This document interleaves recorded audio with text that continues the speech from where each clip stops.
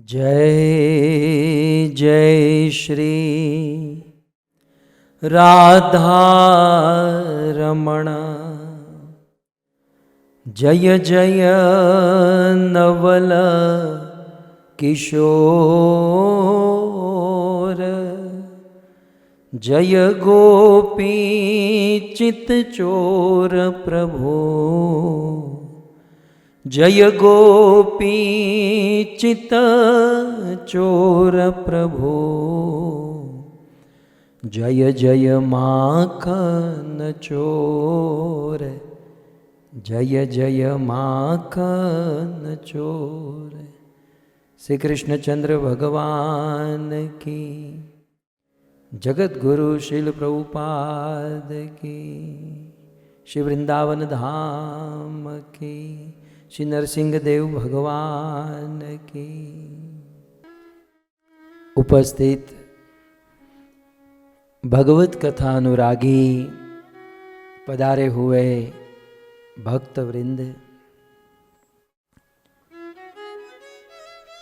इस सभा को परम सुशोभित करने वाले हमारे अंतर्राष्ट्रीय कृष्ण भावनामृत संघ इस्कॉन के वरिष्ठ भक्तगण, दूर दूर से देश विदेश से आधुनिक उपकरणों के माध्यम से, फेसबुक यूट्यूब आदि के माध्यम से बड़ी भारी मात्रा में इस कथा का श्रवण करने वाले समस्त श्रोतागण एवं आप सभी भक्तों का हार्दिक स्वागत एवं आप सब के चरणों में हमारा प्रणाम। राधे श्याम। वैसे तो ये कथा निश्चित नहीं थी, हमारे शेड्यूल में, हमारे कार्यक्रम में ये कथा थी ही नहीं, परंतु अचानक इस कथा का आयोजन हुआ और स्वाभाविक है क्योंकि भगवान नरसिंह देव का अवतार भी शेड्यूल में नहीं था। ब्रह्मा जी विधाता है और ब्रह्मा जैसे विधाता के लिस्ट में भगवान के सारे अवतार पहले से ही लिखे थे कि भाई त्रेता में राम आने वाले हैं, सतयुग में वामन वराह आने वाले हैं, द्वापर में कृष्ण, कलयुग में महाप्रभु बुद्ध कली। सारे अवतार वेदों में, शास्त्रों में और विधाता के लिस्ट में पहले से फिक्स थे, परंतु यह एक अवतार विधाता के लिस्ट में नहीं था। यह अवतार अचानक हो गया।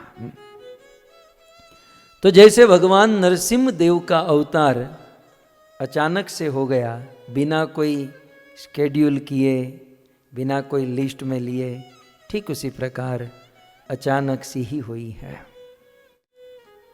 और इसके पीछे वैसे बहुत सारे कारण हैं, लेकिन एक कारण है हमारे हॉलैंड के भक्तों का प्यार प्रेम। कई दिनों से हमारे हॉलैंड के भक्त समाज का ये भाव था कि हम कुछ सुने, कुछ सेवा करें, और साथ ही साथ हमारे पटेल परिवार का अनुग्रह। वैसे कथा तो होनी नहीं थी, लेकिन हमारे पटेल परिवार के एक सदस्य, एक सुपुत्र अमेरिका में रहते हैं और उनका बहुत बड़ा एक्सीडेंट हुआ और एक्सीडेंट में पूरी कार क्रैश हो गई, लेकिन बच्चा बच गया और बच्चे को कोई खरोच नहीं आई, बिल्कुल स्वस्थ। और कुछ दिन पहले की बात है। હવે એક્સિડન્ટ તમારે કરવાના ને કથા મારે કરવાની, એટલે હવે તમે આ ગાડીઓ બધું ધ્યાનથી ચલાવજો, સંભાળજો। તો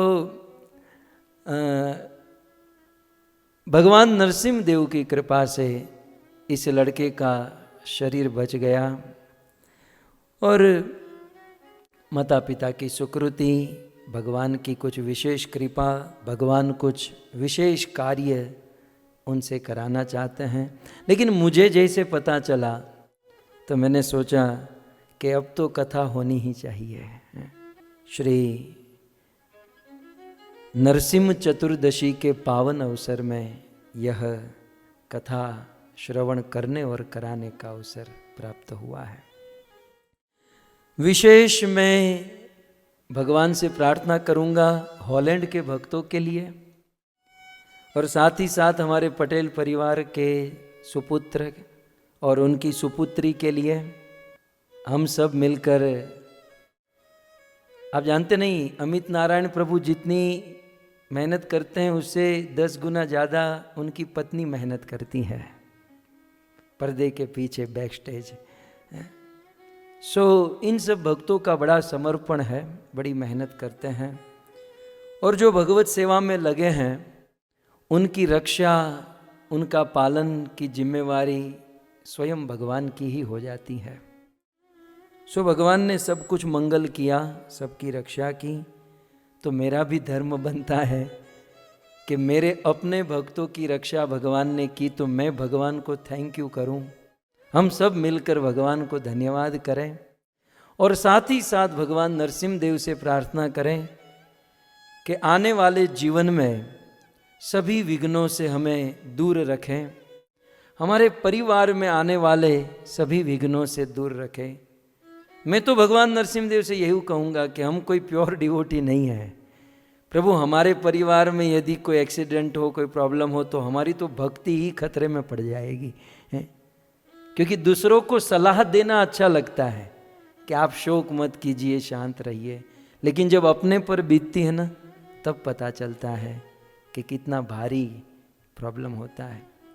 मैं भगवान नरसिंह देव से यही प्रार्थना करने के लिए ये कथा का आयोजन हुआ है कि हमारे जो ये जूम भक्त समाज हैं 1.5-2 साल से अब तो आसक्ति हो गई है, अब तो हमारे अपने बन चुके हैं, तो एटलीस्ट हमारे भक्त समाज में किसी भक्तों के जीवन में, उनके परिवार में, उनके बच्चों के जीवन में कोई विघ्न न आए और भक्तों की भक्ति अटल रहे, निश्चल रहे, ऐसी भगवान कृपा करें।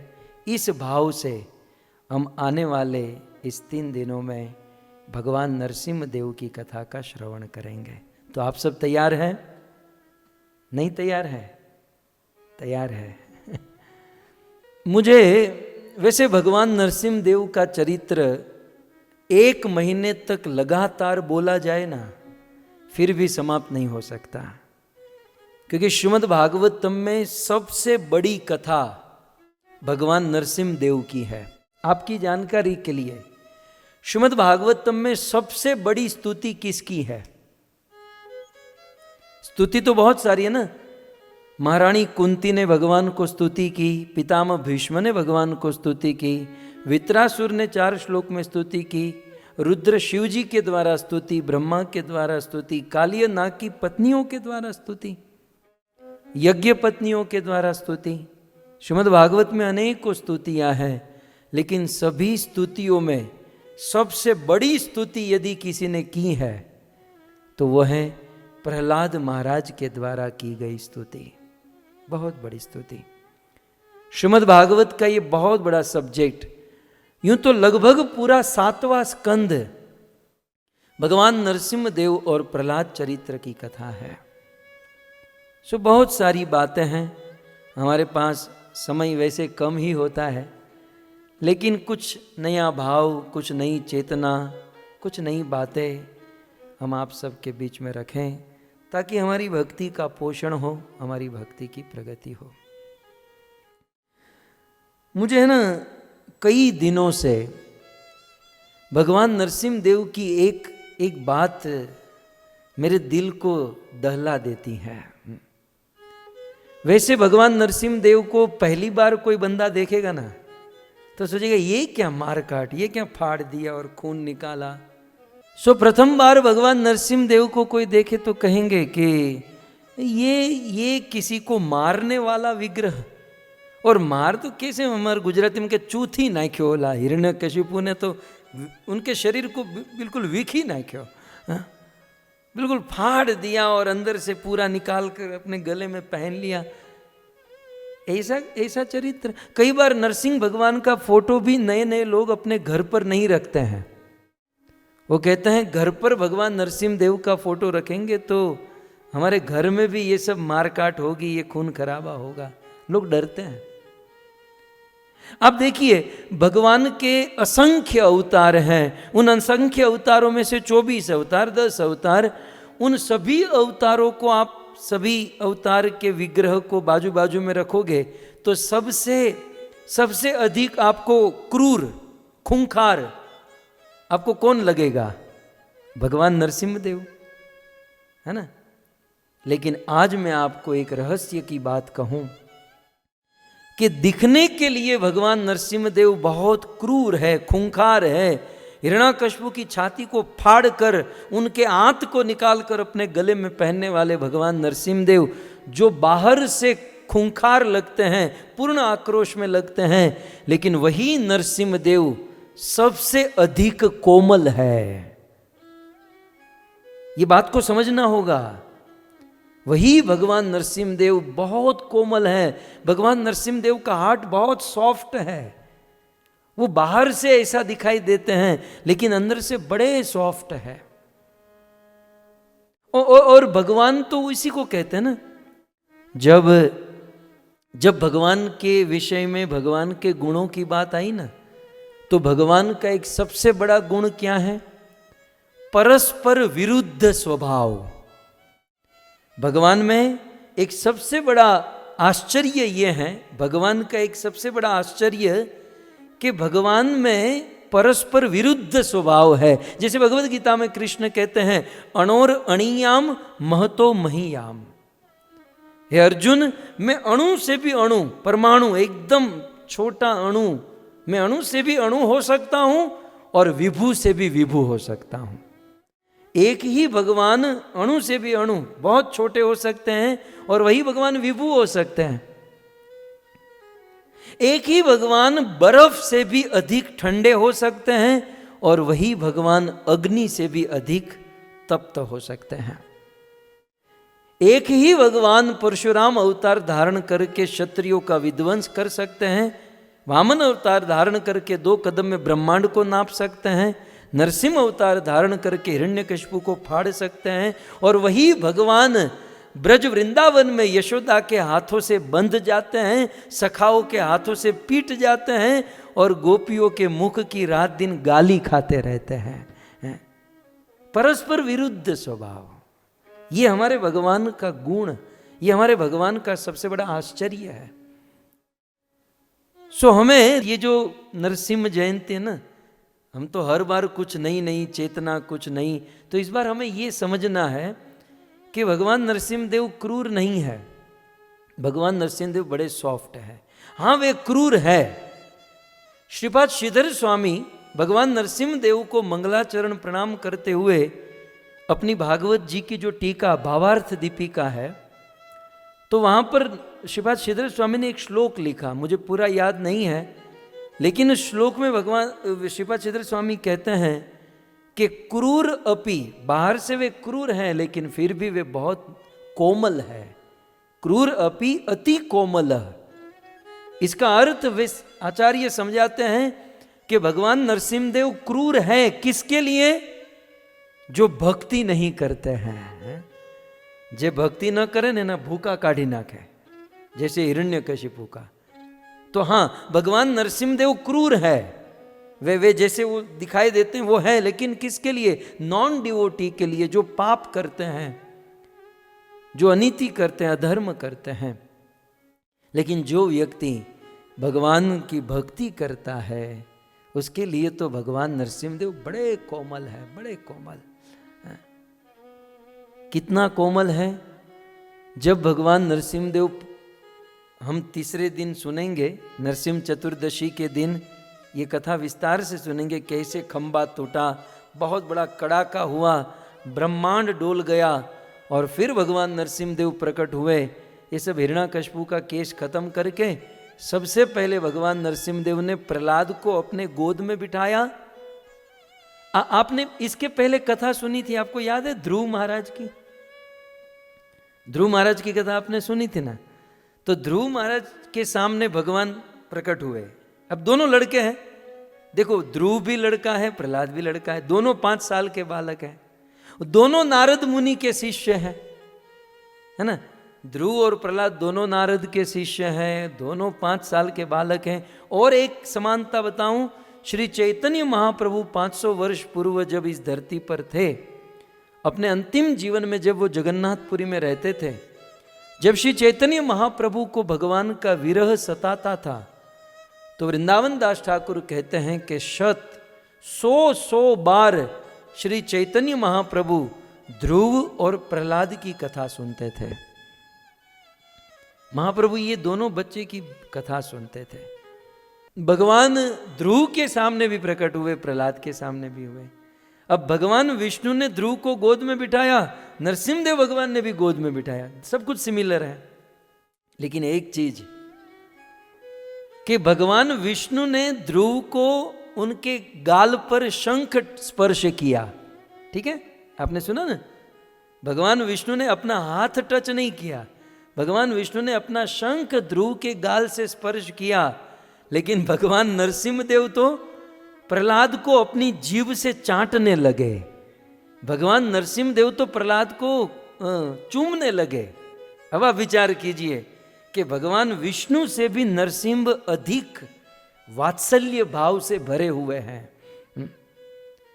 वनराज केसरी सिंह, किसी घोर वन का जो जंगल का राजा सिंह होता है ना, वो सिंह अन्य पशुओं के लिए हिंसक होता है, खूंखार होता है, लेकिन वह सिंह अपने बच्चों के लिए तो वात्सल्य ही होता है।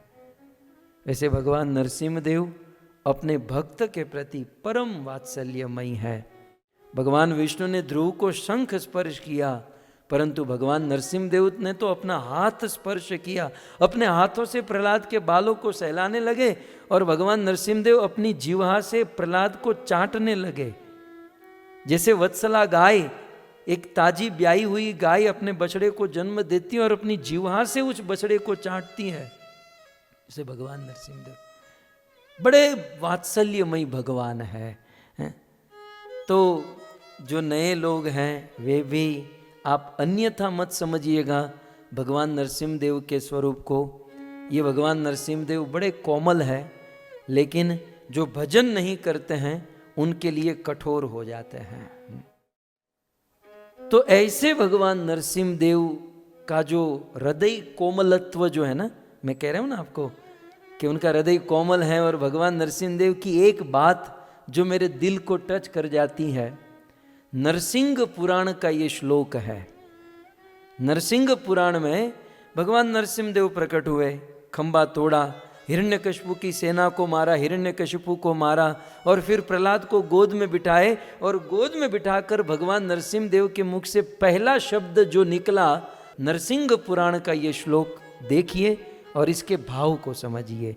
स्वयं भगवान नरसिंहदेव के मुख से निकला हुआ प्रहलाद के प्रति ये शब्द है, क्वेदमपो क्वच वयम सुकुमार में तत् क्वेता प्रमत्त कुतदा ऋणयातनाते आलोकितं विषय में तदभूत पूर्वम् आलोकितं विषय में तदभूत पूर्वम् शन्तप्य अंग यदि में समये विलम्ब शन्तप्य अंग यदि में समये विलम्ब। भगवान नरसिंहदेव प्रहलाद से कहते हैं कि बेटा प्रहलाद, बेटा प्रहलाद, तुम्हारा ये शरीर कितना छोटा सा है। भगवान नरसिंहदेव का शरीर यदि आकाश को छूता है यदि रेशियो मेंटेन करें तो भगवान नरसिंह देव का मस्तक आकाश को टच हो तो प्रहलाद राई के दाने, सरसों के दाने के समान, छोटे से 5 साल का बालक। तो श्लोक में आप देखिए, क्व इदम वपु, हे प्रहलाद, ये तुम्हारा जो ये वपु, ये तुम्हारा ये शरीर है ना, कैसा, कितना छोटा सा तुम्हारा शरीर है। और क्वच वयम, और प्रहलाद तुम्हारी वयम, तुम्हारी वय भी क्या है, तुम्हारी उम्र भी कितनी है। क्व इदम वपु, तुम्हारा ये वपु कितना छोटा सा है। और क्वच वयम, और तुम्हारी वय, तुम्हारी आयुष्य भी कितनी छोटी है। और नरसिंह भगवान उसको टच करते हैं ना प्रहलाद को, तो सुकुमार एतत्, प्रहलाद ये तुम्हारा शरीर कितना कोमल है। तो तुम्हारा शरीर छोटा है, तुम्हारी आयुष्य भी छोटी है, और तुम्हारा शरीर भी इतना कोमल है। लेकिन क्वेता प्रमत्त कृत दारुण यात नाते, लेकिन इस हिरण्यकशिपु ने तुम्हारे इस छोटे से शरीर पर, कोमल से शरीर पर, छोटी सी उम्र में तुम्हारे पिता हिरण्यकशिपु ने कितनी दारुण, कितनी कठिन यातना, कितना कठिन कष्ट, परिश्रम तुम्हें दिया। प्रहलाद, तुम्हारे पिता ने तुम्हें बहुत परेशान किया ना। हिरण्यकशिपु ने तुम्हें मारने का, दिग्गजे दंद सुकेश अभिचारा वपातने माया भी सन्निरोधिश्च गर दानेर भोजने। हम सब सुनेंगे ये सब लीला आने वाले दिनों में, कि किस प्रकार हाथी के नीचे कुचलने का प्रयास, जहर खिलाकर मारने का प्रयास, सर्पों के भरी हुई कमरे में जहर सर्पों के द्वारा मरवाने का प्रयास, पर्वत से फेंकने का, अनेकों प्रयास प्रहलाद तुम्हारे पिता ने तुम्हें किया ना। छोटा सा शरीर, कोमल सा शरीर, छोटी सी उम्र, लेकिन फिर भी तुम्हारे पिता ने तुम्हें मारने का कितना प्रयास किया प्रहलाद। प्रहलाद, इतना बोलकर भगवान नरसिंह देव की आंखें आंसुओं से भर गई। नरसिंह देव रो रहे हैं। पूरी दुनिया को अपनी धमक से ध्रुजाने वाले भगवान नरसिंह देव, आंखें आंसुओं से भर गई। और भगवान नरसिंह देव प्रहलाद से कहते हैं, प्रहलाद, आलोकितम विषमे तद्भूत पूर्वम, मैंने इसके पहले ऐसी भक्ति करने वाला लड़का कभी नहीं देखा। प्रहलाद बेटा, शत्यम्प्य माने मुझे क्षमा कर देना। हे अंग, आप नीचे लाइन, दूसरी लाइन के अंत में देखिए, अंग, प्रहलाद को अंग संबोधन दे रहे हैं कि हे मेरे प्रिय बेटे, मुझे क्षमा कर देना यदि मैं समये विलंब, ये शब्द बड़ा महत्वपूर्ण है। यदि मुझको यहां आने में प्रहलाद, मुझको प्रकट होने में प्रहलाद, मुझे तुम्हारी रक्षा करने में यदि विलंब हुआ हो, यदि देरी हुई हो, तो बेटा मुझे क्षमा कर देना। जैसे एक बाप अपने बेटे के चरणों में क्षमा मांगे, ये तो दुनिया के बाप का बाप, ये तो ईश्वर आज दोनों हाथ जोड़कर आंसुओं से आंखें भर आई और प्रहलाद से कहते हैं, प्रहलाद मुझे आने में देरी हो गई तो मुझे क्षमा करना। यद्यपि कोई देरी नहीं हुई थी, लेकिन भगवान नरसिंह देव का ये भाव है, ये उनकी करुणा है, ये भगवान नरसिंह देव का कोमलपन है, ये उनका वात्सल्य है। बहुत सुंदर के संतप्य अंग यदि मैं समये विलंब, यदि मेरे आने में विलंब हुआ तो क्षमा कर देना। एक बहुत बड़े संत हुए चक्र जी, उन्होंने बहुत सुंदर कहा कि आज भी भगवान नरसिंह देव के मन में यह खटका लगा हुआ है कि प्रहलाद की रक्षा करने में मुझे देरी हो गई। आज भी भगवान नरसिंह देव को प्रहलाद याद आता है ना, तो भगवान नरसिंह देव की आंखों से आंसू आ जाते हैं और अपने आप को कोसते हैं और अपने आप में संकोच महसूस करते हैं कि अरे रे रे, प्रहलाद के ऊपर इतना कष्ट, इतना अत्याचार था और मुझे प्रहलाद की रक्षा करने में विलंब हो गया। और वो भगवान नरसिंह देव प्रहलाद से भी क्षमा मांगते हैं कि मुझे संतप्य अंग यदि मैं समये विलंब, मुझे क्षमा कर देना बेटा। ये हैं भगवान नरसिंह देव। सुभक्तों भगवान नरसिंह देव बड़े वात्सल्यमयी भगवान है। और देखो, केवल विघ्नों को विघ्न हरते हैं, लेकिन केवल विघ्न हरना ही नहीं, भगवान नरसिंह देव की कृपा से हम भागवत समझ सकते हैं, हम भागवत को हमारे जीवन में उतार सकते हैं। श्रीपाद श्रीधर स्वामी ने भगवान नरसिंह देव की उपासना करके ही भावार्थ दीपिका जैसी भागवत की टीका को लिखा और अपना जीवन भागवतमय बनाया। सो ऐसे भगवान नरसिंह देव की पावन पुण्य जयंती, भगवान नरसिंह देव का जन्मदिन, उनका आविर्भाव दिन, तो उनके पावन उपलक्ष्य में हम सब ये कथा का श्रवण कर रहे हैं।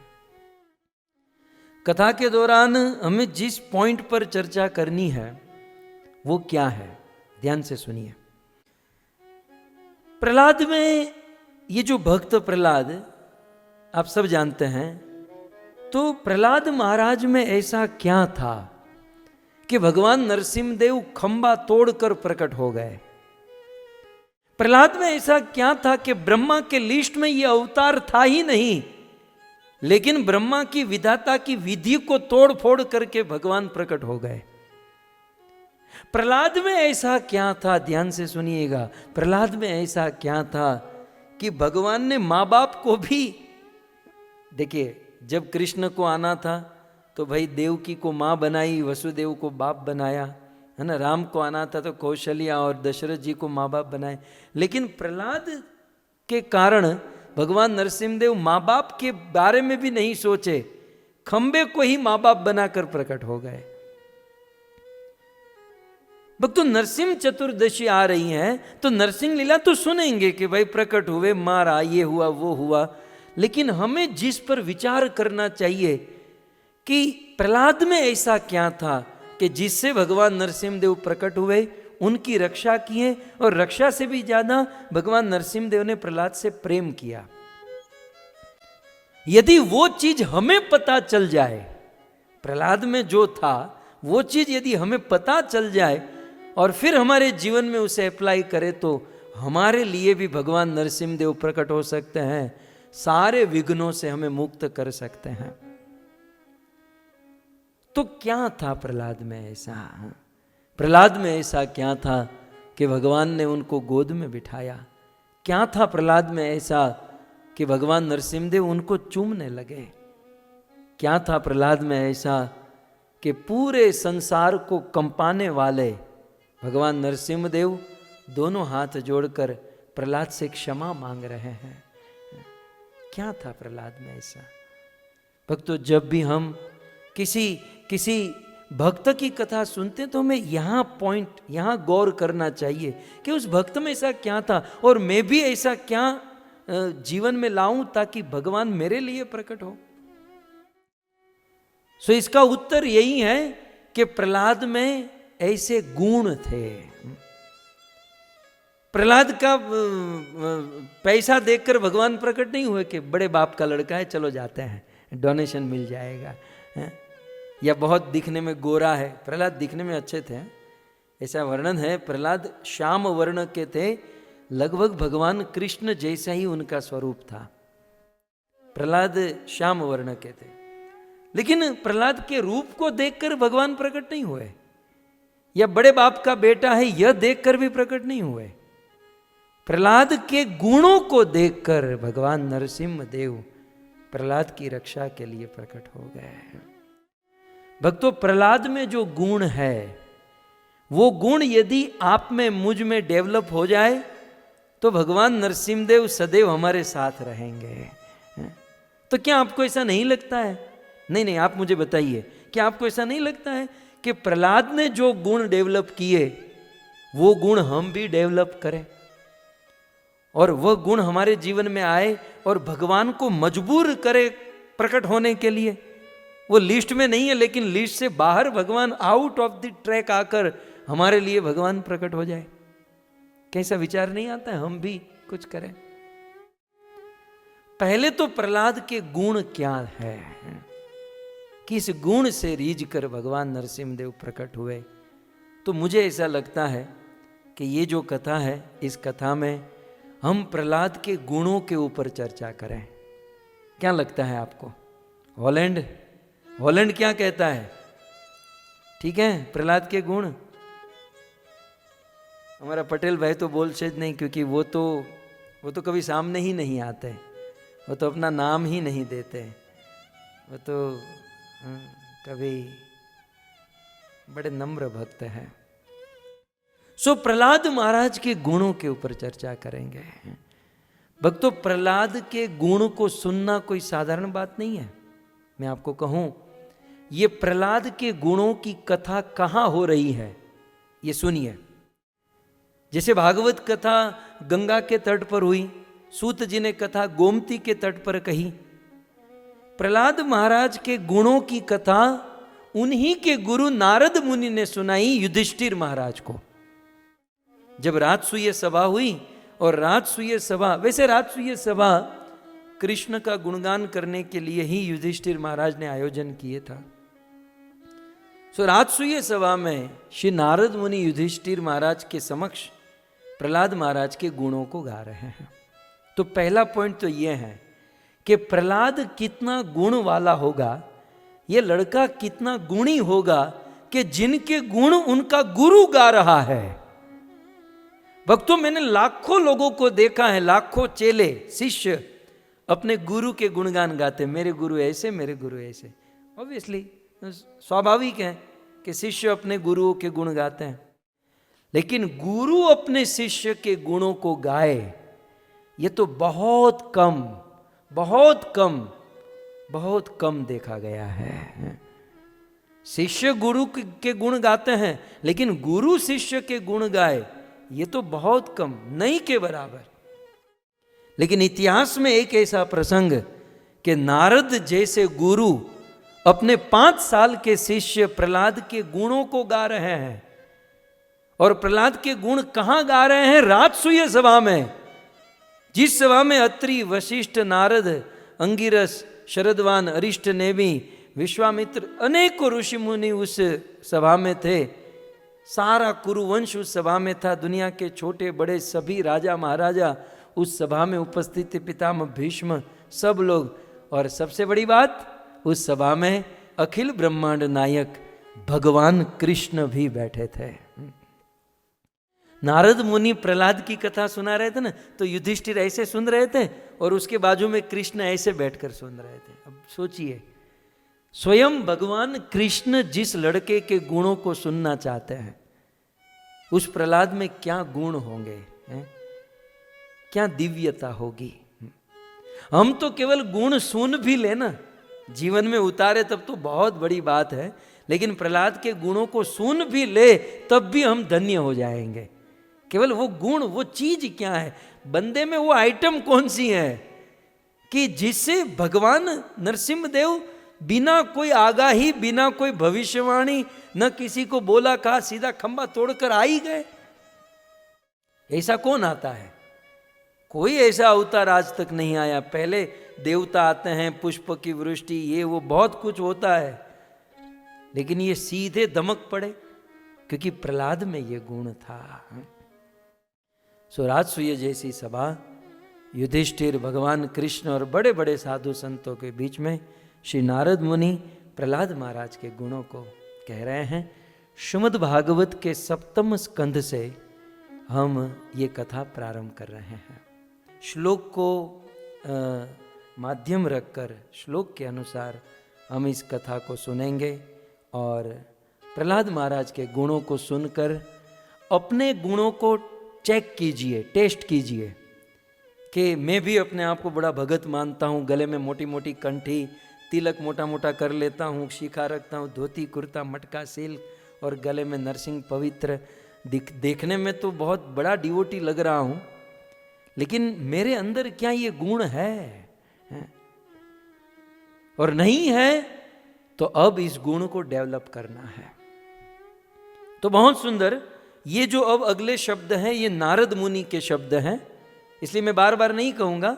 ये नारद मुनि युधिष्ठिर महाराज को सुना रहे हैं और बगल में कृष्ण बैठे हैं और फिर पूरा कुरुवंश, सारे राजा महाराजा राजसूय सभा में ये कथा सुनाई जा रही है।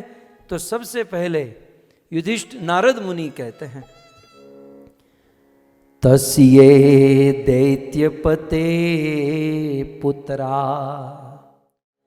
चत्वार परमाद्भुता प्रह्लादो भुन्महांस्तेषाम् प्रह्लादो भुन्महांस्तेषाम् गुणे महदुपासक गुणे महदुपासक। श्री नारद मुनि कहते हैं कि युधिष्ठिर, तस्य दैत्यपते पुत्रा, तस्य हिरण्याकशिपुस्य, तस्य माने हिरण्याकशिपु के, हिरण्याकशिपु कौन था? दैत्यपति, दैत्य माने असुर और पते माने राजा। तो दैत्यों का, असुरों का चक्रवर्ती सम्राट, दैत्यों का राजा, दैत्यराट, असुर सम्राट श्री हिरण्यकशिपु के पुत्र चत्वार, हिरण्यकशिपु के 4 पुत्र थे। फॉर काइंड ऑफ इंफॉर्मेशन, एक नहीं 4। हम तो एक ही जानते हैं ना, हिरण्यकशिपु प्रहलाद। नारद जी कहते हैं तस्य दैत्यपते पुत्रा चत्वार, हिरण्यकशिपु के 4 पुत्र थे। श्रीमद् भागवत जी में तो नहीं, लेकिन अन्य पुराणों में उनका नाम भी दिया गया है। एक का नाम है अहलाद, एक का नाम है दुहलाद, ऐसा कुछ एग्जैक्टली याद नहीं, लेकिन अहलाद दुहलाद ऐसे करके नाम है। तो तस्य दैत्यपते पुत्रा चत्वार, 4 पुत्र थे, लेकिन चारों पुत्र कैसे थे? परम अद्भुता। शब्द समझिए, चारों पुत्र, उस हिरण्यकशिपु के चारों पुत्र परम अद्भुत थे। अब परम अद्भुत का अर्थ धरती पर, पृथ्वी पर जैसे लोग दिखाई देते ना, वैसे नहीं, उससे कुछ उत्तम, ये धरती के लोगों से कुछ श्रेष्ठ, इवन देवता गंधर्व जो होते हैं ना, उससे भी उत्तम, इसे अद्भुत कहते हैं। तो हिरण्यकशिपु के 4 पुत्र थे और चारों परम अद्भुत थे। और भक्तों, ये चारों पुत्र रूप में अद्भुत थे, ज्ञान में अद्भुत थे, बुद्धि में अद्भुत थे और साइज में भी अद्भुत थे। मतलब उनका शरीर का ढांचा, उनका रूप, उनका ज्ञान बहुत उत्तम था। देवताओं से भी ये चारों पुत्र बड़े उत्तम थे। लेकिन नारद मुनि कहते हैं कि युधिष्ठिर, चारों पुत्र उत्तम तो थे, लेकिन उन चारों में से जो सबसे छोटा पुत्र था, उस सबसे छोटे पुत्र का नाम था प्रहलाद। और छोटे पुत्र का नाम प्रहलाद, और उस प्रहलाद के विषय में कहते हैं प्रहलादो अभून महाम तेषाम। वो चारों भाइयों में भी यदि तारतम्य की दृष्टि से देखें, चारों भाई अद्भुत थे, हिरण्यकशिपु के चारों पुत्र अद्भुत थे, लेकिन चारों में भी जो प्रहलाद था, अभून महाम तेषाम, प्रहलाद महान था। अर्थात उन तीनों भाइयों से प्रहलाद महान था। अब हिरण्यकशिपु के 4 पुत्र और 4 में से प्रहलाद सबसे छोटा और प्रहलाद सबसे महान था। तो प्रहलाद की महानता का कारण, मानो युधिष्ठिर महाराज पूछे नारद मुनि, ये प्रहलाद महान था क्यों, किस मायने में महान था? तो आप देख सकते हैं, प्रहलादो भून महाम तेषाम गुणे, प्रहलाद गुणों में महान था। दिखने में तो चारों समान थे, दिखने में समान थे, ज्ञान बुद्धि ये सब, लेकिन गुणों की दृष्टि से प्रहलाद अपने अन्य भाइयों से भी उत्तम था, श्रेष्ठ था, महान था। सो प्रहलाद महान थे, गुणों से महान थे। अब यहां पर कल की कथा में ही, हालांकि गुजराती में था, लेकिन कल ये पॉइंट आया था कि किसी भी व्यक्ति की महानता, कोई व्यक्ति महान जो होता है ना, तो वो महान गुणों से महान होता है। कोई कितना भी रूपवान हो, धनवान हो, चाहे कुछ भी अर्जन कर ले, लेकिन व्यक्ति की महानता का जो प्रमाण है वो उनके गुणों पर डिपेंड करता है। सो प्रहलादो अभुन महाम तेषाम, तेषाम उन चारों भाइयों में प्रहलाद महान थे गुणों के मायने में, और व्यक्ति गुण से ही तो महान होता है। सो प्रश्न हो सकता है कि प्रहलाद में ये महान गुण किस प्रकार से आ गए, क्योंकि चारों भाइयों की परवरिश तो साथ में हुई एक ही घर में। प्रहलाद में ये गुण एक्स्ट्रा महान गुण आने का कारण क्या है? प्रहलाद में अनेकों गुण प्रकट हुए, अनेकों गुण अर्जन हुए, इसका कारण क्या है? तब अंतिम शब्द में कहते हैं कि गुणे प्रहलाद गुणवान थे। क्यों? क्योंकि महद उपासक, क्योंकि प्रहलाद महत उपासक, महत की उपासना कर रहा था। महत माने महान की उपासना कर रहा था। जो महान है उसकी हम उपासना करेंगे तो हम भी महान बन जाएंगे। किसी नीच आदमी की उपासना करेंगे हम नीच बन जाएंगे, और महान की उपासना करेंगे हम महान हो जाएंगे। सीधा हिसाब है, लेकिन आज के लोगों की खोपड़ी में के समझ में नहीं आता है। कितना सुंदर बात है कि गुणे महत उपासक, महान व्यक्ति की उपासना करके प्रहलाद महान गुणवान हो गया। तो भक्तों यहां पर महत के दो अर्थ हो सकते हैं, एक गुरु और दूसरे भगवान। इस दुनिया में दो ही महत तत्व है, एक तो गुरु तत्व और एक ईश्वर तत्व।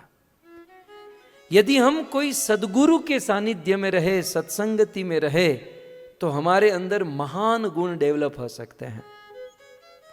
या फिर हम महत माने भगवान की भक्ति करें, यस्यास्ति भक्ति भगवंत किंचना सर्वे गुणे तत्र समासते सुरा।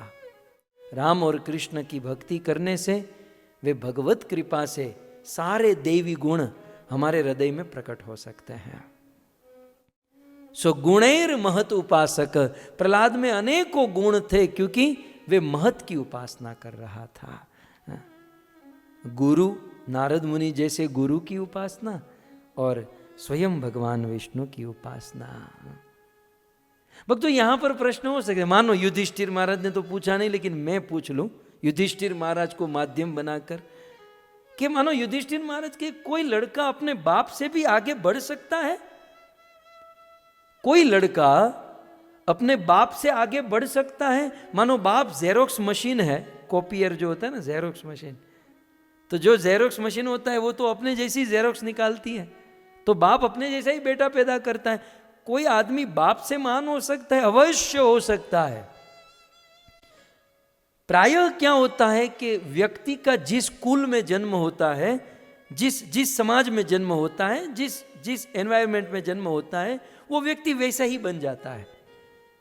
लेकिन हां, यदि वह व्यक्ति जिस कुल में, जिस फैमिली में, जिस एनवायरनमेंट में है और उससे भी महान व्यक्ति की संगति करे, तो वो जिस कुल में है वो कुल को एक स्टेप आगे लेकर जा सकता है। बहुत सुंदर यहां गुणे महत उपासक, महत की संगति करके, महत का एसोसिएशन करके हम हमारे पूरे समाज को, फैमिली को, कुटुंब को ऊपर उठा सकते हैं, आगे ले जा सकते हैं। आपने सुना होगा कुंभज ऋषि का जन्म एक लोटे से हुआ, घड़े से हुआ था। कुंभज ऋषि का जन्म घड़े से हुआ था, तो उनके पिता कौन हुए? घड़ा ही उनका पिता हुआ। कुंभज का जन्म घड़े से हुआ, लेकिन ताकत क्या थी? पूरे समुद्र को पी गए। तो घड़े से जन्म लेने वाला आदमी समुद्र को पीने की ताकत रखता है। कहने का अर्थ यह है कि यदि बेटा उत्तम लोगों की संगति करे तो अपने बाप से भी आगे निकल सकता है, अपने पिता से भी, अपनी परंपरा से भी आगे जा सकता है। सो प्रहलाद महाराज महत उपासक, महान की उपासना करने के कारण वो अपने गुणों में महान थे। तो अब युधिष्ठिर महाराज कहने लगे, तो बताइए महाराज प्रहलाद के गुण क्या थे? कृपया करके प्रहलाद महाराज के गुणों का वर्णन कीजिए। तो नारद मुनि अब ओपनिंग कर रहे हैं प्रहलाद महाराज के प्रथम गुण। ब्रह्मण्य शील संपन्न सत्यसंधो जितेन्द्रिय आत्मवत् सर्वभूतानां एक प्रिय सुहतम एक प्रिय सुहतम। प्रहलाद के गुण कैसे हैं? एक एक गुण, एक एक शब्द में एक एक गुण प्रहलाद के गिनाए गए हैं। भक्तों, मैं आपको ये एक बात कहकर आगे बढ़ूं। श्रीमद् भागवत में बार बार महात्माओं के, शुद्ध भक्तों के, साधु संतों के गुणों का वर्णन किया गया है। भागवत जी में अनेकों जगह पर भक्तों के महान महान गुणों का वर्णन हुआ है। क्यों? शुकदेव जी बार बार इन भक्तों के गुणों का वर्णन क्यों करते हैं? क्योंकि जिस चीज के विषय में हम बार बार सुनते हैं, उस सुनने का असर हमारे चित्त पर होता है, हमारे हृदय में होता है। यदि हम बार बार प्रहलाद महाराज के इन गुणों को सुने ना, तो आज नहीं तो कल ये सारे गुण हमारे हृदय में आ जाएंगे। प्राय हम एक कथा सुनाते हैं ना, एक ब्राह्मण छोटी सी बकरी के बच्चे को अपने कंधे पर लेकर जा रहा था। बकरी का बच्चा था, कंधे पर था बकरी, और उसे लेकर जा रहा था। 3 ठग, 3 चोर सोचे कि कुछ आज चोरी करनी है, किसी को ठगना है। तो तीनों ने प्लान किया और तीनों एक एक थोड़े थोड़े डिस्टेंस पर खड़े रह गए। और ब्राह्मण जब उस मार्ग में आया तो पहले ठग ने कहा कि ब्राह्मण देवता प्रणाम। बोले प्रणाम। बोले आप तो ब्राह्मण हो और ब्राह्मण तो पवित्र होते हैं, ये कुत्ते को कंधे पर बिठाकर कहाँ जा रहे हो? ये कुत्ते को कंधे पर बिठाकर कहाँ जा रहे हो? ब्राह्मण ने कहा ये कुत्ता है? नहीं, ये तो बकरी है। बोले ब्राह्मण देवता, आपकी श्रद्धा, आपकी आस्था को हम क्या कहेंगे, लेकिन है कुत्ता। अब इतना सुना तो ब्राह्मण थोड़ा सा डाउट लगा, और ब्राह्मण ने 1-2 बार देखा, नहीं है तो बकरी, कुत्ता तो नहीं है। थोड़े से आगे गए तो दूसरा ठग मिला, प्लानिंग तो थी इनकी, तो दूसरा ठग मिला। कहा ब्राह्मण देवता प्रणाम, पाए लागू। बोले प्रणाम। बोले क्या बात है, आज कुत्ते को साथ में लेकर जा रहे हो? अब उसने भी कुत्ता कहा, इसने भी कुत्ता कहा। ब्राह्मण सोचा यार हो न हो ये कुत्ता शायद हो सकता है। तो ब्राह्मण ने सोचा उस बकरी को नीचे उतार दिया कि शायद कुत्ता हो। फिर नीचे उतार कर चलने लगा। थोड़े डिस्टेंस पर वो तीसरा ठग खड़ा था। तीसरे ने कहा ब्राह्मण देवता ये कुत्ते के साथ क्यों घूम रहे हो आप? ये कुत्ते के साथ क्यों चल रहे हो? तब ब्राह्मण के मन में हुआ कि इतने सारे लोग झूठ नहीं बोल सकते, वो भी कुत्ता, ये भी कुत्ता कह रहा है।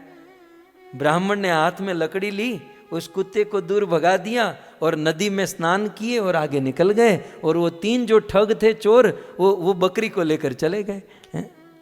बकरी को लूट लिया, चुरा लिया। समझने की बात यह है कि किसी भी बात को आप बार बार सुनते हो तो बार बार सुनने वाली बातों का असर हमारे चित्त पर होता है। अब आजकल समाज में ये जो बच्चे, हमारे कई सारे बच्चे, बेटियां हमारे सामने हैं, ये बार बार बच्चे हॉलीवुड, बॉलीवुड, ये टीवी सीरियल, मीडिया जब ये देखते हैं ना, तो वहाँ पर एक ही हैमरिंग होता है, एक ही हैमरिंग होता है कि पुरुष और स्त्री दोनों अलग हैं तो दुखी हैं, और ये दोनों मिलेंगे तो गाना गाएंगे, खुश हो जाएंगे। बस बार बार बच्चों को दिमाग में यही डाला जाता है। फिर बच्चे के मन में बस ये बैठ ही जाता है कि एक गर्लफ्रेंड होनी चाहिए, बॉयफ्रेंड होना चाहिए, ये होना चाहिए। हालांकि ये है नहीं, ये ठगी है, ये टोटल ठगी है।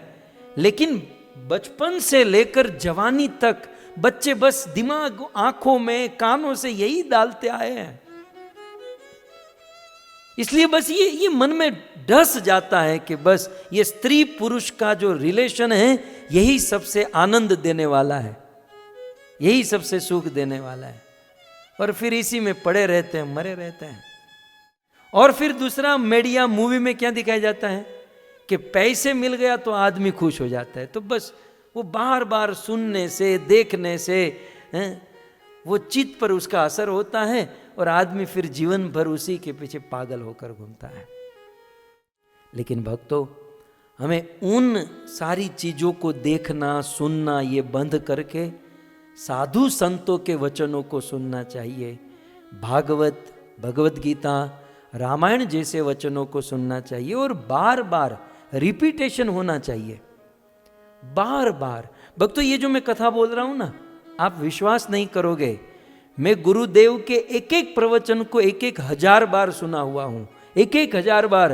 रातों को सोते नहीं, रात भर हम सुनते रहते हैं, हजारों बार।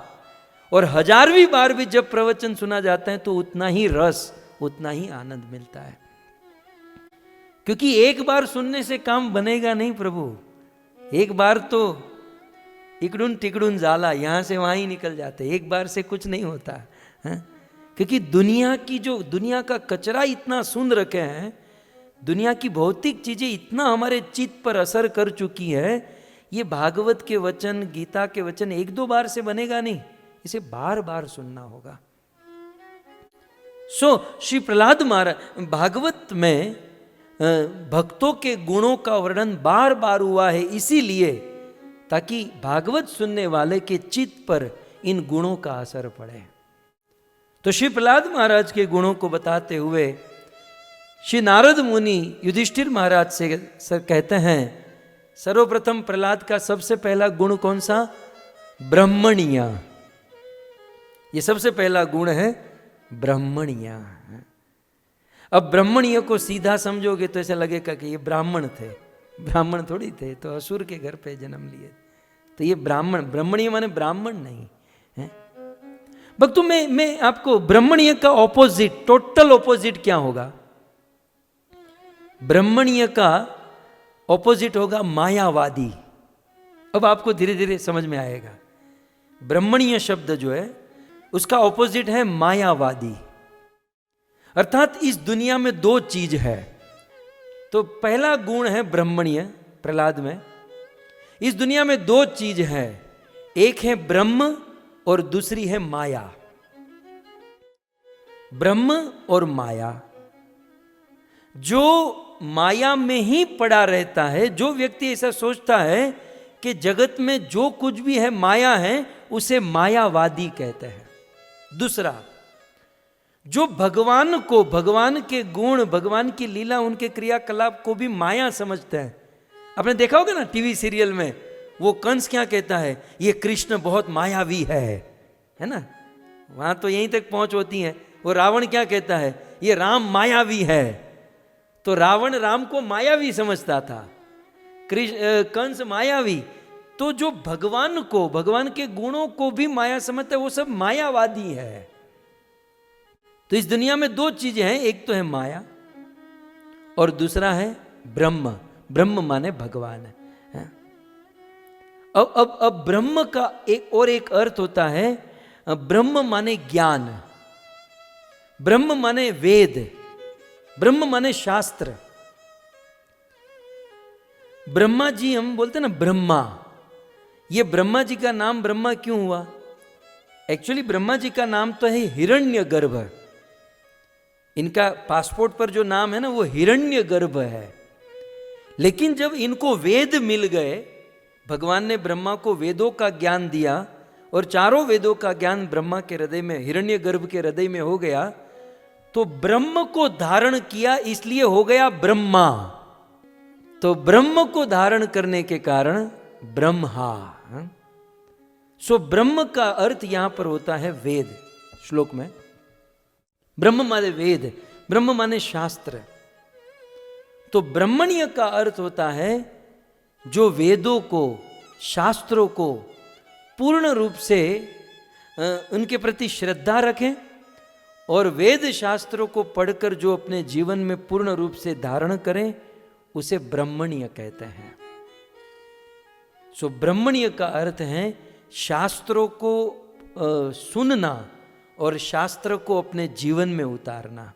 प्रहलाद महाराज का प्रथम गुण ये था कि उनको शास्त्र पढ़ने में, वेदों को पढ़ने में और वेदों को पढ़कर उनको जीवन में उतारने में बड़ा आनंद आता था। ब्रह्मण्य, ये पहला गुण यदि किसी में आ गया ना तो बाकी के बाद वाले गुण ऑटोमेटिक धीरे धीरे धीरे डेवलप हो जाएंगे। लेकिन हम शास्त्र को पढ़ेंगे ही नहीं, शास्त्र सुनेंगे ही नहीं, तो ये अन्य गुणों के बारे में कैसे ज्ञान हो सकता है? सो ब्रह्मण्य, यदि हमें गुणों को डेवलप करना है तो शास्त्र पढ़ने होंगे। हो सकता है आप लोगों के पास पढ़ने का समय ना हो, लेकिन शास्त्र को सुनने होंगे।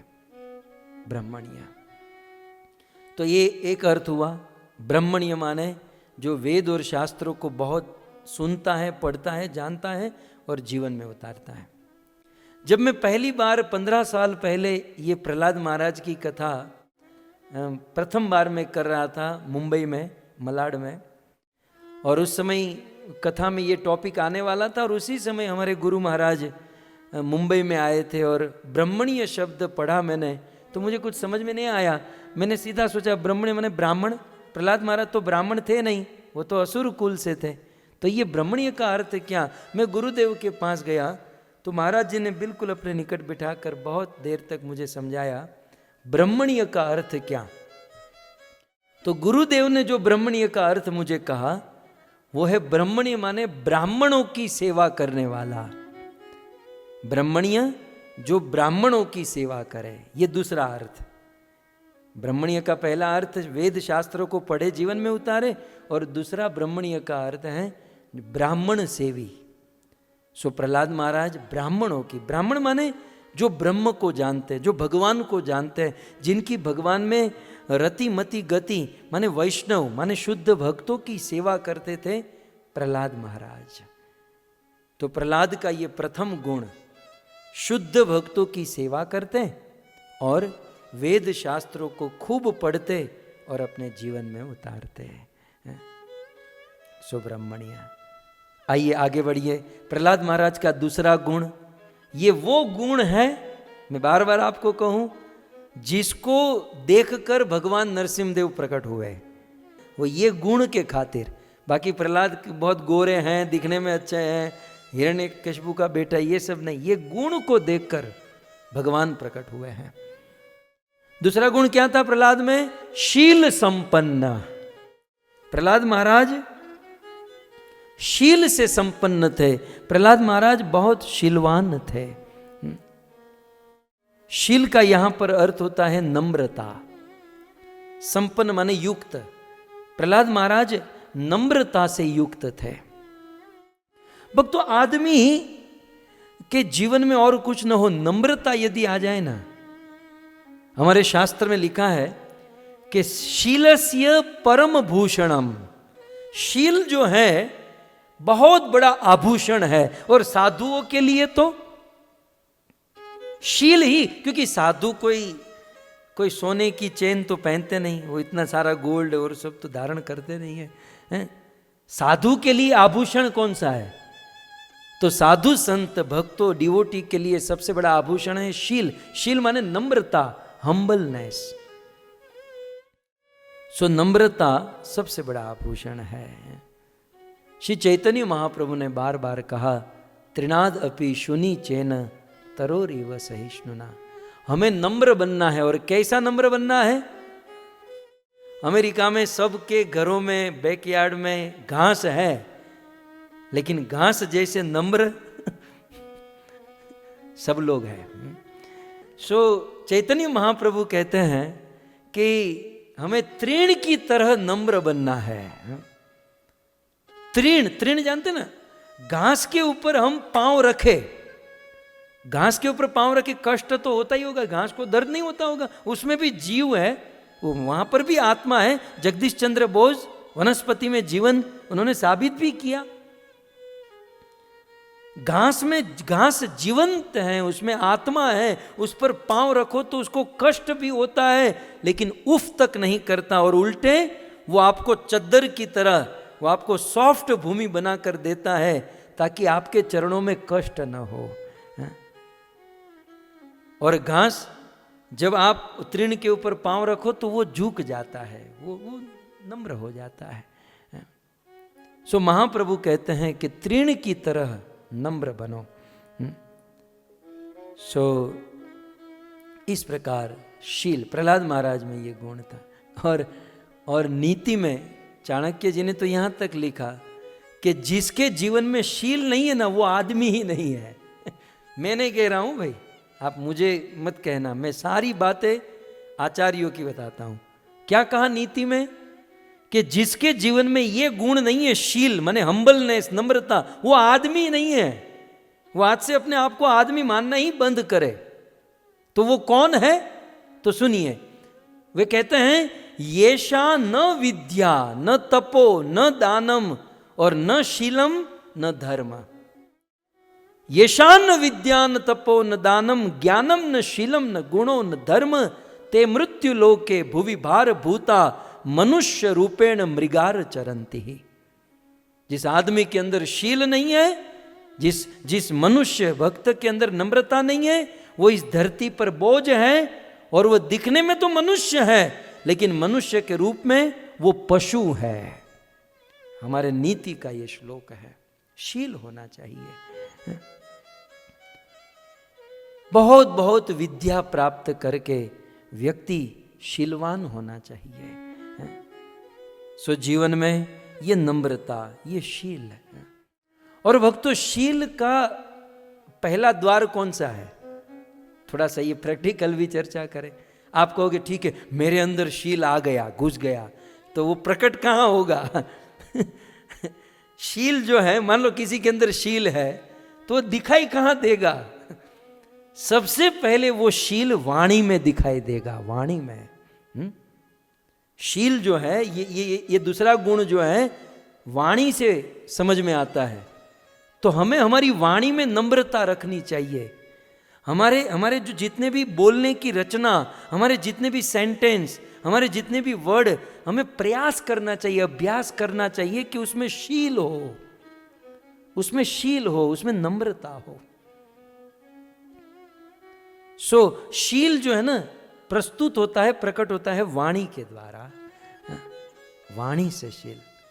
कुछ लोग तो बोलते हैं तो ये पता नहीं चलता बोल रहे हैं, बोली नहीं, बंदूक की गोली चलती है। बिल्कुल वो मशीन गन होता है ना, धद धद करके सबको बस उड़ाने का काम ही करते हैं। फक्त तो बोले तो ऐसा बोले जैसे मधु टपके। ऐसे 10 लोग खड़े रह जाए कि ये अब बोलेगा, क्या बोलेगा, वो सुनना चाहे। ये गुण डेवलप करना चाहिए। शील संपन्न प्रहलाद महाराज। तो ये शील प्रस्तुत प्रकट होता है वाणी के द्वारा और फिर इंद्रियों के द्वारा। सबसे पहले तो वाणी से आता है और फिर इंद्रियों से। जब कोई हमको मिले तो दोनों हाथ जोड़े, हैं, उनको प्रणाम करे, झुक कर रहे, है ना। आंखों से भी शील प्रकट होता है। आंखों को नम्र रखे, झुकाकर। बहुत सारी बातें होती हैं, बॉडी लैंग्वेज की बातें होती हैं। बॉडी की प्रत्येक बॉडी लैंग्वेज जो है ना, नम्रता युक्त होनी चाहिए, शील युक्त होनी चाहिए। सो ब्रह्मण्य पहला गुण, दूसरा शील संपन्न। अब शील जब बात आती है ना, तो सीधे रामचंद्र याद आते हैं। भगवान रामचंद्र का क्या शील है? भगवान रामचंद्र का पूरा जीवन चरित्र आप देखो, पूरी रामायण को एक बार आप पलट कर देखो, क्या शील भगवान रामचंद्र का। आहा, भगवान राम का तो वाणी में तो शील है, भगवान राम का तो इंद्रियों में, हाथों में शील है, उनका तो मन में भी शील है। क्या शीलवान। जब राजाधिराज महाराज दशरथ वह ऐलान कर दिए कि कल राम राजा बनेंगे, और गुरु वशिष्ठ जी को कहा कि राम को के कमरे में जाओ और राम को बता दो कि कल वो राजा बनेगा, और राजा बनने के लिए जो जो नियम कानून होता है आप उनको सिखा दो। और गुरु वशिष्ठ भगवान रामचंद्र के कमरे में आए। क्या शील। भगवान रामचंद्र खड़े हुए, वशिष्ठ को प्रणाम किए और क्या शब्द बोले, गुरुदेव आपने कष्ट किया यहां आने का। वैसे तो साधु का आगमन, ये राम का शील, साधु का आगमन हम गृहस्थियों के कल्याण के लिए होता है, लेकिन मैं तो आपका दास हूं महाराज, आप इशारा करते तो मैं आपके पास आ जाता। आपने कष्ट उठाया मेरे पास आने का, और अब आ ही गए तो आप बैठिए। पूजा सेवा रामचंद्र ने सब कुछ किया। कहा महाराज चरण दबाते हुए, आपके आने का कोई विशेष कारण? बोले राम, अवधपति महाराज दशरथ ने तुम्हें राजा घोषित कर दिया, कल तुम राजा बनने वाले हो। कल तुम संयम करना, उपवास करना, सारी बातें बताकर वशिष्ठ जी चले गए। और अब राम का शील प्रकट होता है। क्या शील? भगवान राम उस एकांत कमरे में बैठकर आंखों से जर्जर जर्जर जर्जर अश्रु की धारा बह रही है, और मन ही मन में भगवान रामचंद्र अपने आप को कोस रहे हैं। भगवान रामचंद्र कहते हैं कि मेरा जन्म कितने बड़े कुल में हुआ। विमल वंश, विमल जिस वंश में किसी भी प्रकार का मल को कोई कलंक नहीं। इक्ष्वाकु वंश में महाराज रघु, महाराज अज, महाराज भगीरथ, दिलीप, एक से एक राजा, हरिश्चंद्र, ऐसे वंश में मेरा जन्म हुआ। और आज तक इस वंश में कोई गलत काम नहीं हुआ। विमल वंश यह अनुचित एकु, लेकिन आज रघुकुल मार खा गया। आज रघुकुल ने जो निर्णय लिया थोड़ा सा अलग लिया। क्या कहते हैं? ये राम के मन का शील देखिए आप। विमल वंश यह अनुचित एकु, बंधु बिहाय बड़े ही अभिषेकु। इस मैं महाराज दशरथ का बेटा, और मैं एक नहीं, हम लोग 4 भाई हैं।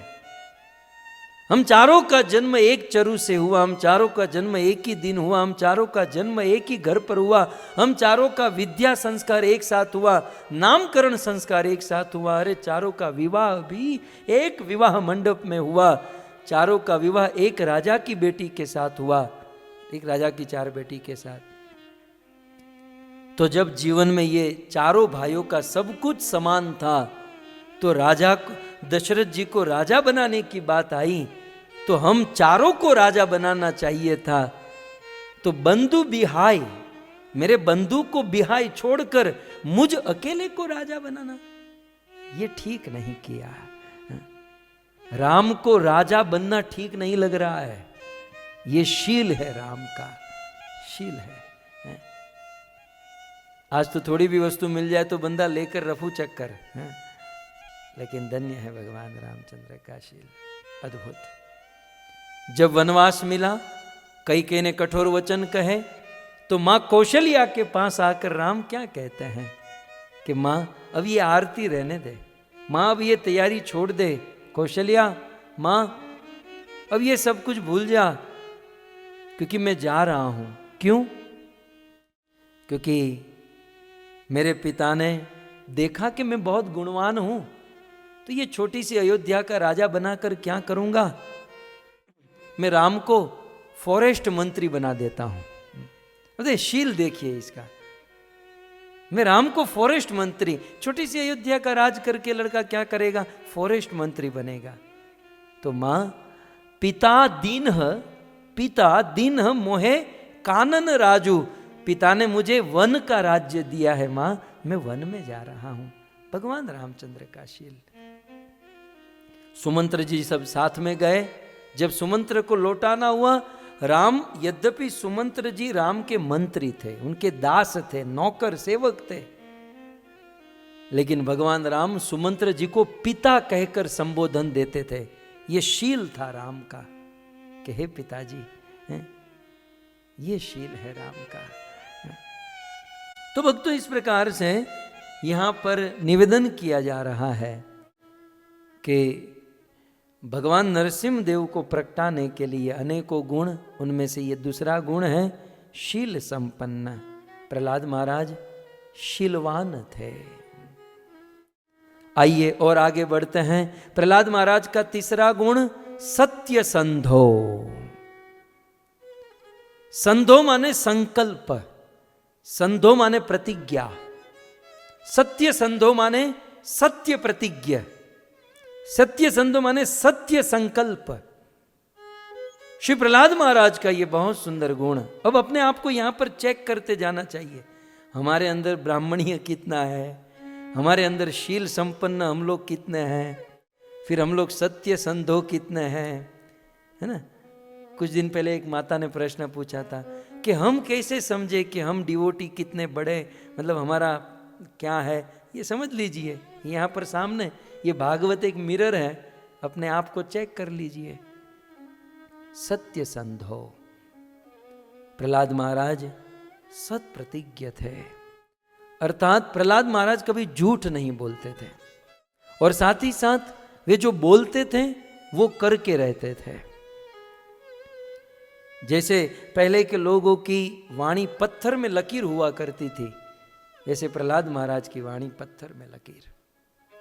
अब ये गुण जो है ना, नो डाउट भक्ति के द्वारा डेवलप किया जाता है। लेकिन अर्जुन ने कृष्ण को भगवत गीता में पूछा कि प्रभु कैसे आदमी के गुण सत्य संकल्प होते हैं, माने कैसा आदमी दृढ़ प्रतिज्ञा वाला होता है, कैसा आदमी दृढ़ संकल्प वाला, सत्य संकल्प वाला होता है।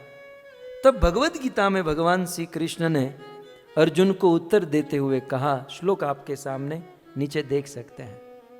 हे अर्जुन, येषाम त्वंतगतम पापम जनानाम पुण्य कर्मणाम ते द्वंद मोह निर्मुक्ता भजन्ते माम दृढ़ व्रता। यहां पर हमने देखा सत्य संध माने दृढ़ व्रता, सत्य संधो माने दृढ़ व्रत, जिसका व्रत दृढ़ है। भगवान श्री कृष्ण को अर्जुन ने पूछा कि ये दृढ़ व्रत कैसे आता है, क्योंकि हमारे व्रत जो है ना बहुत ढीले ढाले हैं। हम लोग सोचते हैं कि मंगला आरती में जगेंगे, मंगला क्या श्रृंगार भी खत्म हो जाती है, फिर भी नींद नहीं उड़ती है। लेकिन दृढ़ संकल्प, तो अर्जुन ने कहा कि ये दृढ़ व्रत वाले आदमी कैसे होते, मतलब ये कैसे दृढ़ व्रत होता है।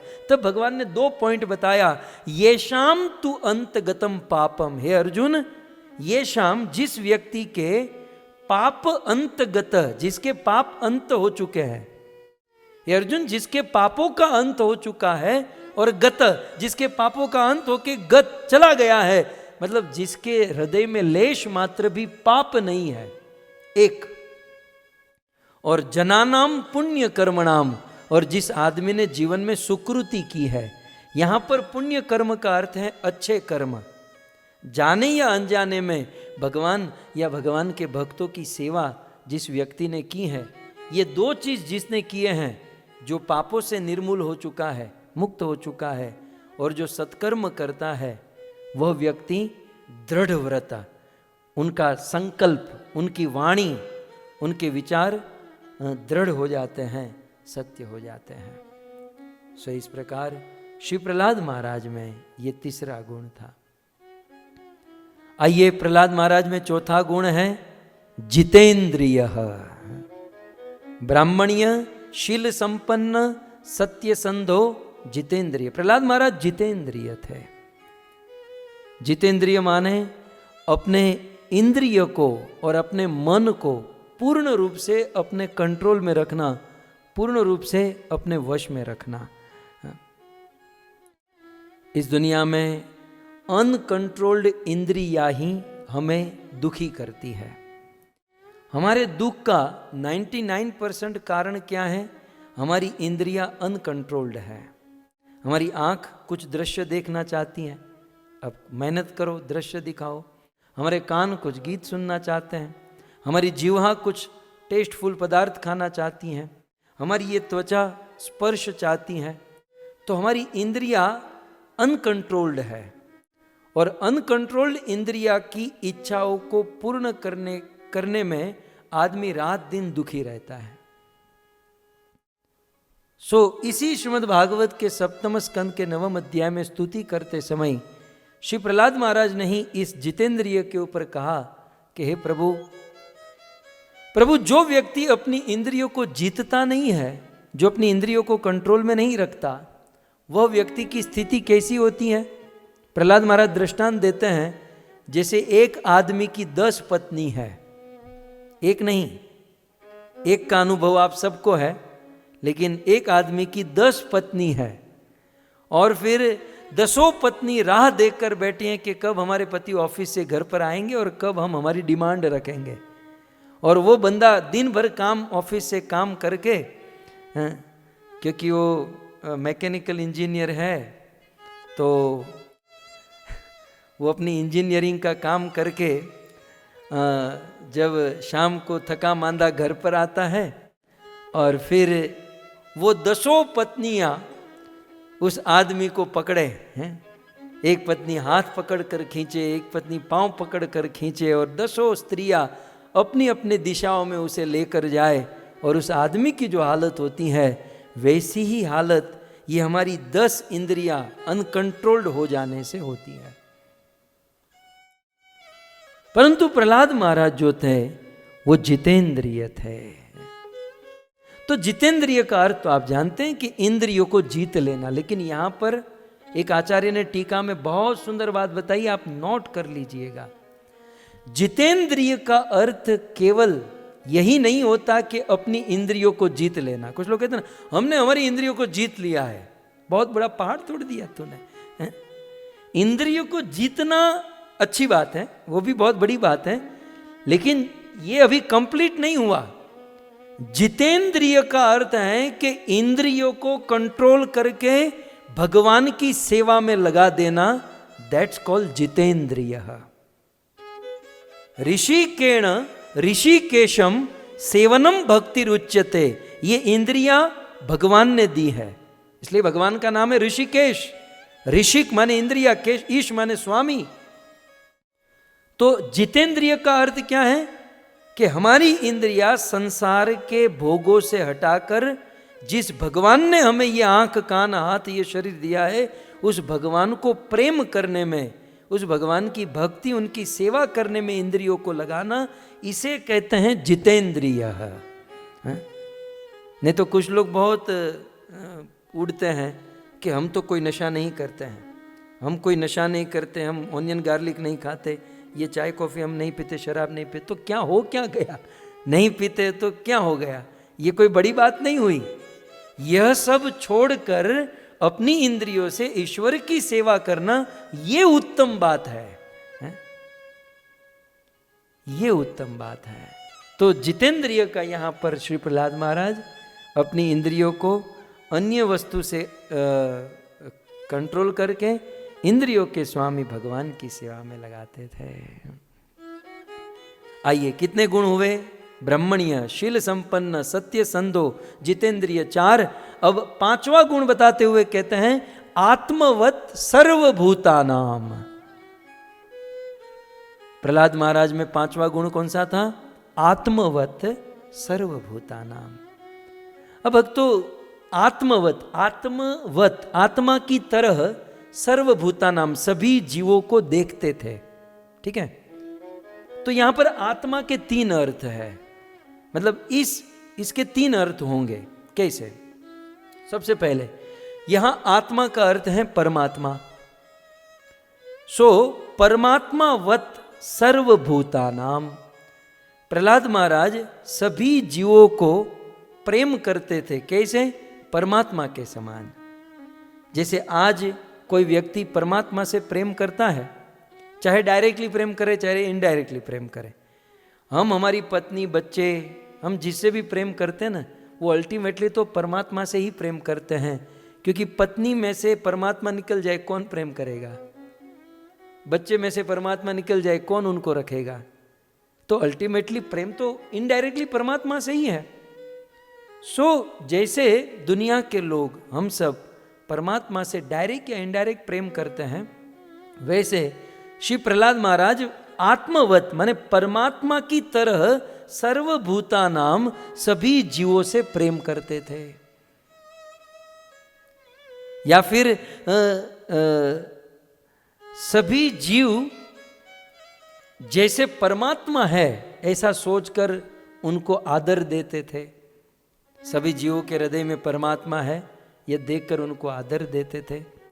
या फिर आत्मा का अर्थ शरीर भी होता है, कि जैसे हमें हमारा शरीर प्रिय होता है, व्यक्ति को सबसे अधिक प्रिय अपना शरीर होता है।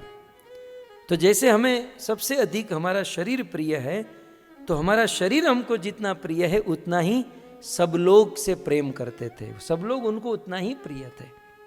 सो आत्मवत सर्वभूतानाम, प्रहलाद महाराज सभी जीवों से प्रेम, अर्थात किसी के साथ राग नहीं, किसी के साथ द्वेष नहीं। ये चीज़ जो है ना हमारे मुंबई की ट्रेनों में बहुत अच्छा देखने मिलता है। आप कभी आइएगा भारत में, मुंबई की लोकल ट्रेन में ये रोज देखने मिलता है। हमारे वहाँ मुंबई की लोकल ट्रेन होती है, उसमें 2 ऐसे सीट आमने सामने होती हैं, वैसे जेन्युइनली लीगल 3 लोग बैठते हैं, और फिर चौथिया होता है, उसमें चौथा आदमी आधा बैठता है, आधा थोड़ा हवा में रहता है, मतलब वो आधा आधा होता है। तो 3 ओके और चौथा आधा आधा बैठता है। तो 3 यहाँ और चौथा मतलब 4 8 बैठे हैं। अब जब कोई ग्रुप होता है, फ्रेंड सर्कल लोग होते हैं, तो 15-17 लोग एक साथ चढ़ते हैं, और जहाँ 4 लोगों की सीट होती है ना, वहाँ 15 लोग बैठ जाते हैं। मतलब एक विदिन हाफ मिनट में सब हम बदा गोठवाई जाए, 3 यहाँ बैठे, गोद में बैठ गए, कोई यहाँ बैठा, यहाँ बैठे, ऐसे में सेट हो जाता है तुरंत। और दूसरे दिन ग्रुप साथ में नहीं है, सब लोग अकेले हैं, और अकेले वो 3 लोग बैठे हैं, केवल 6 लोग बैठे हैं, और 7वां आदमी बैठने को आता है ना, और कहता है थोड़ा सा अंदर चलिए, थोड़ा सा अंदर बैठिए, कृपया करके आप मुझे जगह दीजिए। तो वो 3 लोग हैं ना, पहले तो मुंह बिगाड़ेंगे, मुंह आप बिगाड़ते हो मुंह, हाँ ऐसे बिल्कुल मुंह ऐसे बिगाड़ कर ऐसे थोड़ा सा ऐसे हिलते, केवल हिलते, हराम बराबर है कि वो एक इंच भी अंदर जाता होगा तो, हाँ? तो कैसे थोड़ा थोड़ा ऐसे हिलते हैं, और चौथा आदमी बेचारा धक्का देकर, थोड़ा हट्टा कट्टा है, शरीर वाला है, तो दबा कर बैठ जाएगा। सूखा आदमी होगा तो बेचारा आधा लटकता रहेगा। अब प्रश्न ये है कि कल तो तुम लोग 17-18 लोग तुरंत बैठ गए थे, और आज बेचारे चौथे आदमी को बैठने में प्रॉब्लम हो रही है। क्यों? क्योंकि कल जो थे ना वो मेरे फ्रेंड, मेरे अपने थे, और ये पराया है। तो ये अपना और पराया की भावना, अपनों के प्रति प्रेम, परायों के प्रति राग, ये सब जो है ना ये दोष है। सो प्रहलाद महाराज में ये दोष नहीं था, इसलिए कहते हैं आत्मवत सर्वभूतानाम, सभी जीवों को एक समान देखते थे।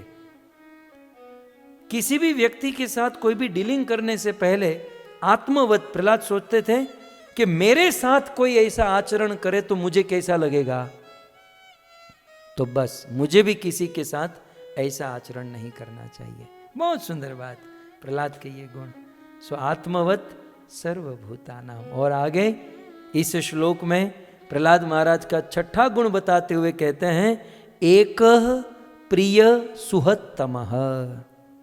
प्रहलाद महाराज एक प्रिय सुहत्तम, एकमात्र प्रिय बंधु थे।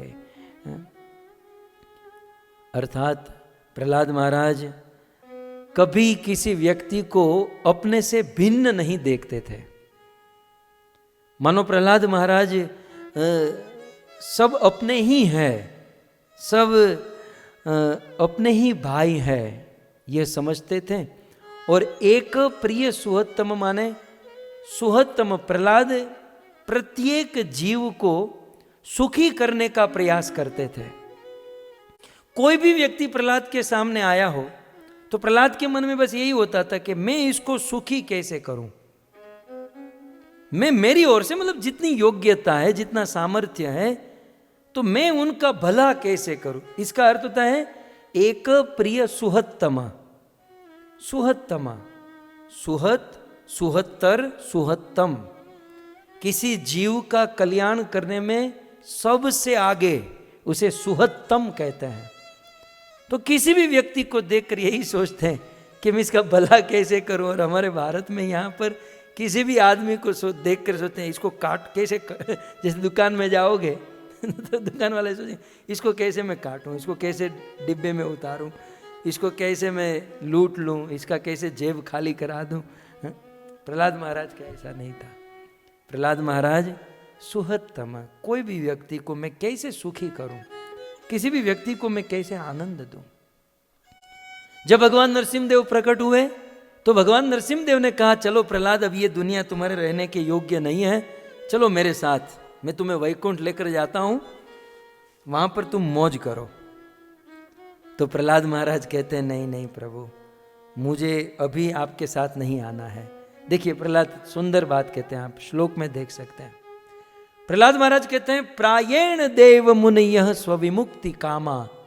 हे प्रभु, इस दुनिया में प्रायः देवता और ऋषि मुनि, 99% के देवता और ऋषि मुनि स्वविमुक्ति कामा, अपनी मुक्ति के चक्कर में पड़े हैं कि मेरा दुख कैसे दूर हो जाए, मैं कैसे सुखी हो जाऊं।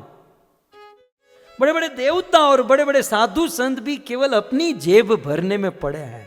यह प्रहलाद का कहना है कि प्राय सब अपना माल भरने में सब लोग पड़े हैं, और इसलिए मौनम चरंती विजते न परार्थ निष्ठा, और इसीलिए मौनम चरंती, न प्रीचिंग करते हैं, न प्रवचन करते, न कुछ बोलते हैं, मेहनत नहीं करते हैं, और न परार्थ निष्ठा, और उन लोगों को परार्थ परोपकार में कोई निष्ठा नहीं है, कोई परोपकार की भावना नहीं है, और इसलिए नैतान विहाय कृपणान विमुक्ष एको, और इसलिए वे लोग वन में चले जाते हैं।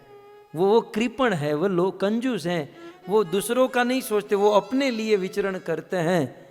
लेकिन प्रभु मैं ऐसा नहीं हूं, मुझे ऐसा नहीं करना है। मुझे पता है कि मैं आपको कहूं तो आप मुझे वैकुंठ लेकर जाओगे, लेकिन नहीं प्रभु, मुझे यहां रहने दो, लोगों का दुख मैं भोगतूंगा और मैं लोगों को सुखी करूंगा। हाँ? इस प्रकार से प्रहलाद महाराज कहते हैं कि एक एव सुहतमा, प्रहलाद महाराज में ये गुण था। सो प्रहलाद महाराज में ऐसे बहुत सारे गुण हैं। आज ये कथा प्रारंभ हुई है और आज ये कथा की भूमिका और प्रहलाद के ये गुण, कल भी हम प्रहलाद महाराज के ये गुण सुनेंगे, और फिर युधिष्ठिर महाराज प्रश्न पूछेंगे कि ये गुण आए कहाँ से। हमारे लिए भी प्रश्न है, ये गुण सुनने के बाद फिर हमारे मन में होगा हमें भी ये गुण चाहिए, तो ये गुण कहाँ से मिलेगा? एक सोर्स है, ये सारे गुणों को प्राप्त करने का, सारे गुणों को डेवलप करने का एक सोर्स है। ये कथा हम कल सुनेंगे। ग्रंथराज श्रीमद् भागवतम महापुराण की, श्री कृष्णचंद्र भगवान की, जगत गुरु श्रील प्रभुपाद की, निताय गौर प्रेमानंदे।